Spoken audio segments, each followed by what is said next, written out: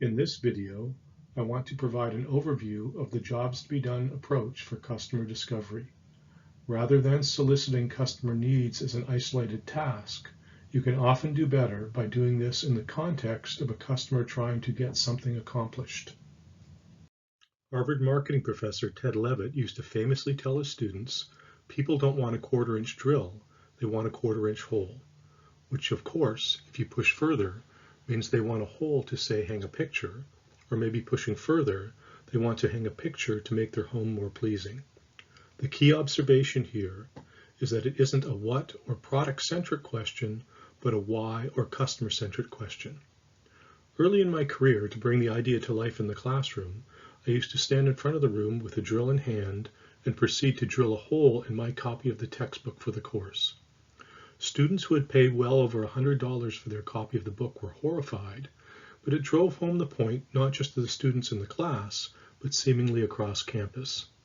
I would occasionally be waiting in line to get lunch when a student in front or behind me, whom I did not teach, would say something like, "Hey, aren't you the professor that drilled a hole in the textbook?" Jobs to be done can be a helpful approach to conceptualizing how you will get customer input. It can often be easier for a customer to articulate their needs if it's in the context of something they are trying to get accomplished. By focusing on a job, it can often make it easier to identify customer pain points. The approach has also been helpful to firms seeking ideas to innovate around as they seek to be more proactive versus reactive in the market. The key idea is that instead of thinking that customers buy products and services, they hire them to get jobs done in a given circumstance or context. Opportunities for growth then follow. Look for important jobs that people can't get done satisfactorily with available solutions. It's important to emphasize that the operative idea here is given a circumstance or context. The late Harvard professor Clay Christensen, a champion of the jobs to be done framework, often talked about a McDonald's milkshake. McDonald's would periodically seek customer input to help make their milkshakes better, but sales never really changed much. The key insight that Christensen and his colleagues uncovered was that a main reason some customers were buying was to hire a milkshake as a way to fill long, boring commutes. Why is the context or circumstance important? Consider something as seemingly mundane as a cardboard box. The job it does to help me ship items to my son in New Haven is very different than the job the box does to help me store items long-term in my crawl space or garage. And it is much easier for me to articulate my needs in the context of a job I need to accomplish than without. An often cited case study is Milky Way and Snickers. Back in the late 90s, they were viewed as competitors. Both were bar-shaped, covered with chocolate, and often located next to each other on a retailer's shelf. It has even been speculated that Mars, who owns both products, may have considered dropping the peanuts from Snickers, or even dropping Snickers altogether. Then they started talking to customers. For Milky Way, customers talked about grabbing a moment for themselves, much like they would with a Haagen-Dazs ice cream bar, a run in the park, or even a glass of wine. For Snickers, consumers talked about having something to give them energy to get through the day, much like they would for an energy drink or power bar.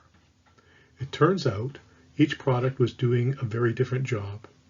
Milky Way's job was to comfort me, especially when I needed a moment for myself, whereas the job for the Snickers bar was to provide fuel to revitalize me and give me energy to get through the day.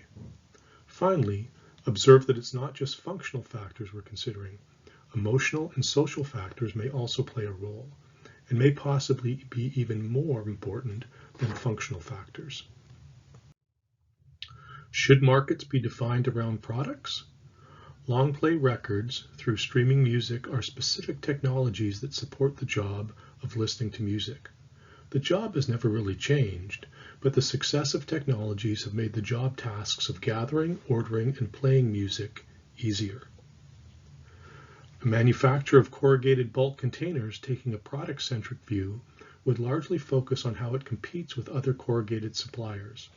A customer-centric view would begin with the context, the job of packaging some particular bulk items and recognizing that they are in the bulk packaging business. A customer seeking a bulk packaging solution may not limit themselves to just corrugated options. The steps. Before we address step 1, finding the job, let's note that for complex decision-making units, such as in business-to-business marketing, it is usually helpful to begin with the executor or executors and then branch out to auxiliary units such as purchasing. For qualitative methods, observing, asking, and listening, there are a number of well-known things to look for as you seek insights. Starting in the top, in the light blue box, are there tasks people seem to be avoiding? From the green box, are there surprising or non-standard uses that some customers have found? From the bottom right box, do you see workarounds? From the bottom left box, do you see situations where it is surprising to you that there is no consumption? And finally, does your intuition lead you to seek evidence of the existence of a job that needs to be done? How many customers to interview?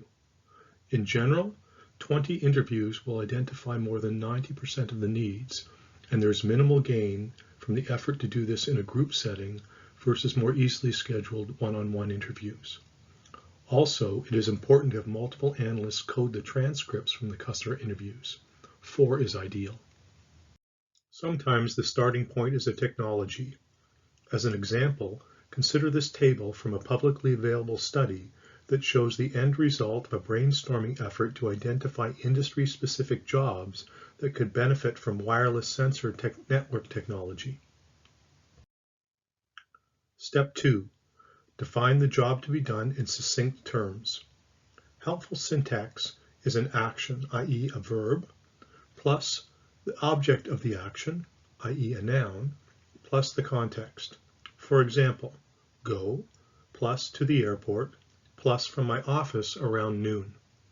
Next, similar in spirit to how you might conceive a product or service as consisting of its features and attributes, think of a job to be done as being comprised of a series of job steps.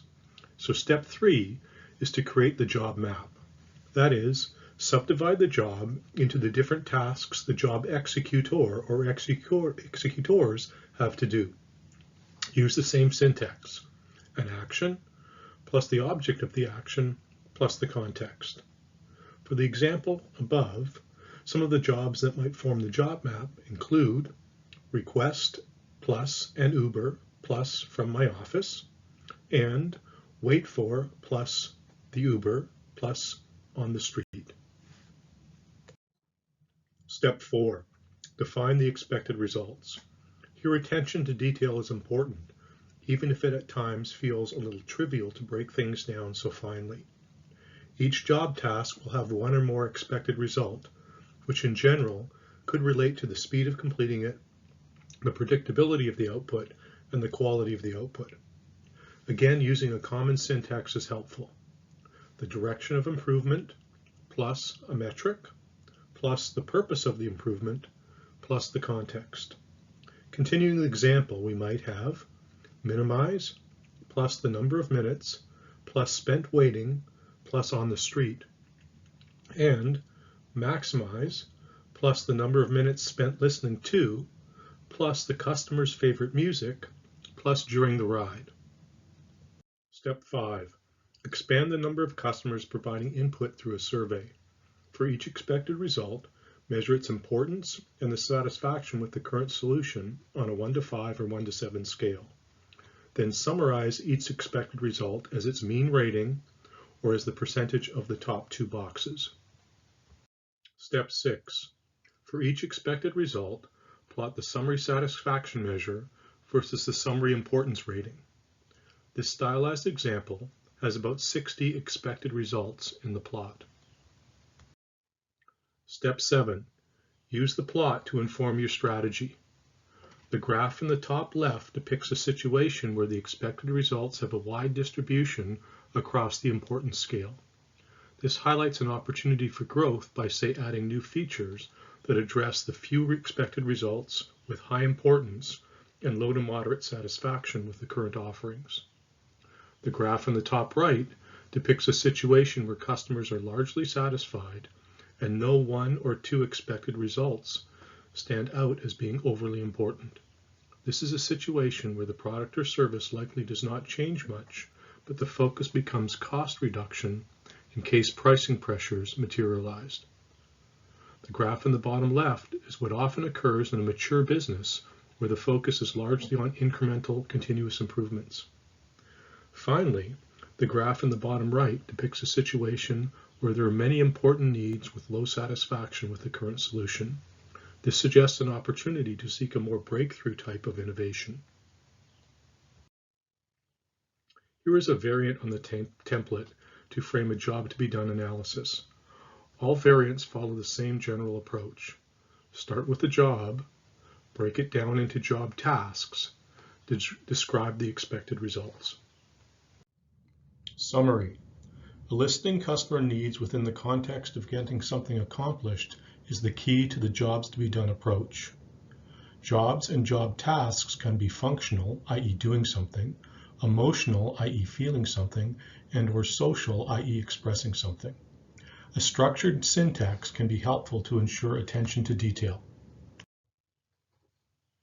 Here are some further readings to consider. Some further watching to consider.